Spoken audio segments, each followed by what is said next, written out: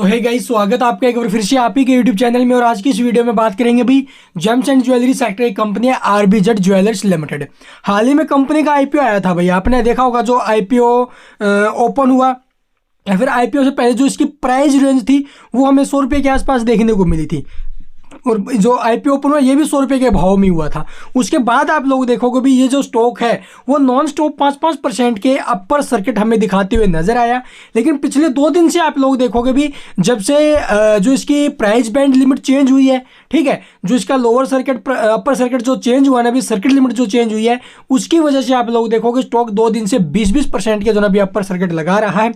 Previous trading session यानी कल के दिन 10 तारीख को भी इसके अंदर जो ना अभी हैवी ऑपरेटर गेम भी चला, साथ में आप लोग देखोगे भी 20% का जो ना अभी अपर सर्किट भी लगा। आज भी आप लोग देखोगे स्टॉक ओपन हुआ, उसके बाद हल्की फुल्की ऊपर के भाव जहाँ से ओपन हुआ उस भाव से हल्का सा डाउन आया, फिर डाउन आने के बाद स्टॉक में सीधा 20% का सर्किट यहाँ पर आज भी लगते हुए नजर आया है।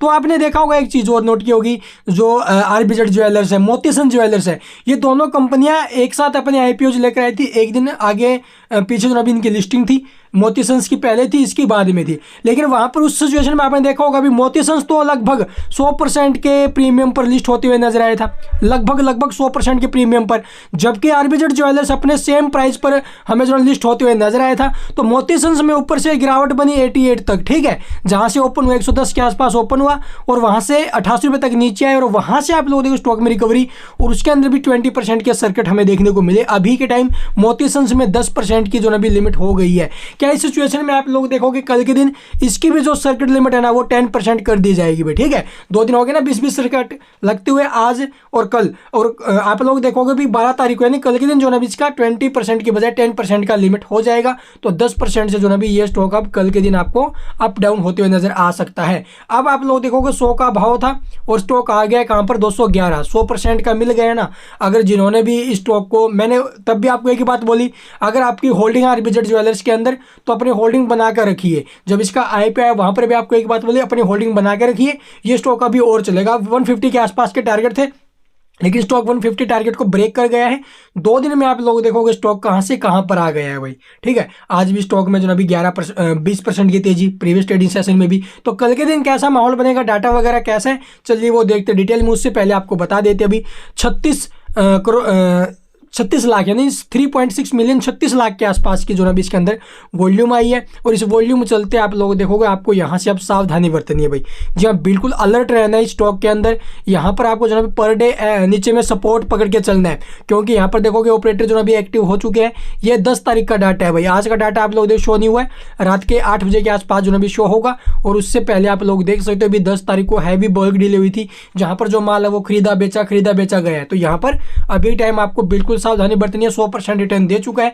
अगर आपने आईपीओ के अंदर अप्लाई किया वहां पर आपको मिला है, फिर आईपीओ के बाद आपने इसको उठाया, तो अभी टाइम आपको जो ना विदाउट स्टॉप लॉस लिए नहीं चलना स्टॉक के साथ। तो चलिए एक बार इसका डाटा वगैरह देख लेते हैं। तो यहाँ पर आप लोग देखो जो डाटा देखने को मिला अभी इसका वो कैसा है, 175 रुपये 90 पैसे प्रीवियस क्लोजिंग थी। ओपन कहाँ पर हुआ, ये 190 के भाव में ओपन हुआ, 175 से सीधा 190 के भाव में, और यानी कि लगभग 15 रुपये ऊपर में तेजी के साथ। और उसके बाद जो स्टॉक है वो नीचे आया अभी 188 तक, ठीक है। 190 के ऊपर ओपन होने के बाद 2 रुपये नीचे आया, फिर 2 रुपये नीचे आने के बाद जो ना अभी सीधा 211 की रेंज में गया है, और वहीं पर क्लोजिंग लेते नजर आए। ऐसे में मार्केट प्राइस के ऊपर 1,19,942 क्वांटिटी आपको बाय के लिए देखने को मिल रही है। डिलीवरी पोजीशन की अगर बात की जाए तो 33% डिलीवरी उठते हुए नजर आई है। तो चलिए भाई डाटा ठीक है, अब देख लेते हैं इसका चार्ट।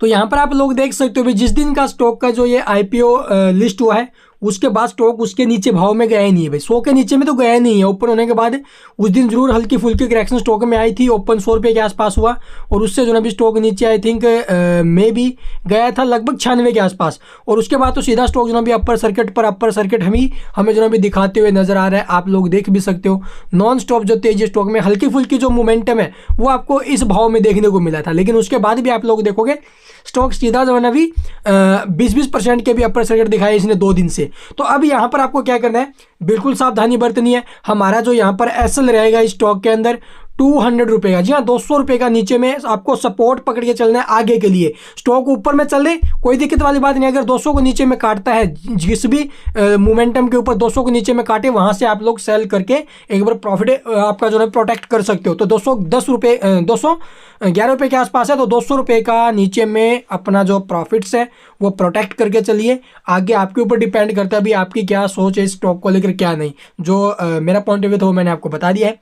यहाँ पर विदाउट एसएल इस ऊपर के भाव में चलना गलत है। और अगर आपकी फ्रेश एंट्री का इसके अंदर मूड है तो देखो भी फ्रेश एंट्री इस लेवल के ऊपर तो देखो भी बिल्कुल ना के बराबर है, ठीक है। अगर फिर भी आप लोग रिस्क ले रहे हो भी इतना, तो वो आपके ऊपर डिपेंड करता है, लेकिन मेरी तरफ से बिल्कुल ना है इस हाई लेवल के ऊपर स्टॉक को पकड़ना, क्योंकि तेजी बहुत ज़्यादा बन चुकी है। प्रॉफिट बुकिंग होगा तो स्टॉक 150 के भी नीचे में आ सकता है, तो यहाँ से संभलना बहुत ज़्यादा इंपॉर्टेंट है। Thank you for watching the video.